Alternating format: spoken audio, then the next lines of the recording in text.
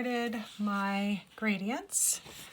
I've done purple and blue here, purple and pink and blue there, because these are all neighboring. Pinks here. Just notice I've gone dark to light, and here I've left the light in the center. So I'm going to show you how I start a section. I did this whole section. I'm going to do all of these the same, kind of similar to these.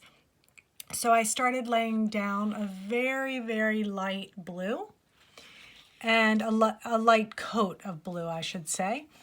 And then I'm going to go in, I'm going to use my neighboring color of purple, and I will go in and lightly layer purple.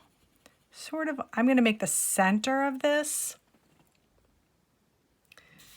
The center of this one, the highlight, the lighter part. So it kind of looks like a bubble. And I'm going to slowly cover, sorry, this is shaking, my table's shaking from my coloring. It's like you're moving with the pencil. And I put a little purple. Now I'm going to put a little blue, because remember, you can go back and forth. And I'm doing the darker bits, the more layering, a little more pressure in the corners, and then I'm slowly blending it into the rest of the shape, thinking about leaving that center lighter. So each space, if you've gotten to the point where you've only laid down one color, you're going to go back and start to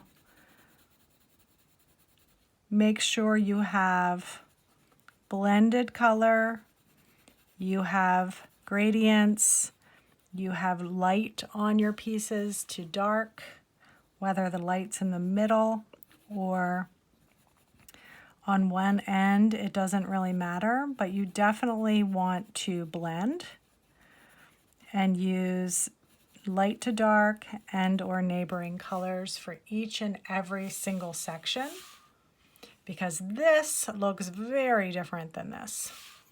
So I'm going to use this color palette for probably my whole thing. I might do something different for the eye. When you get to the center of the eye, remember the eye, this part of the eye is also a shape. So I'm going to have my center be the lighter color, and then it's going to go out to the corners where it's darker. It is also okay at some point to decide that some of your Sharpie lines might be thicker. You don't have to have all the same Sharpie lines. I might thicken up some of these before I color on them or after I color.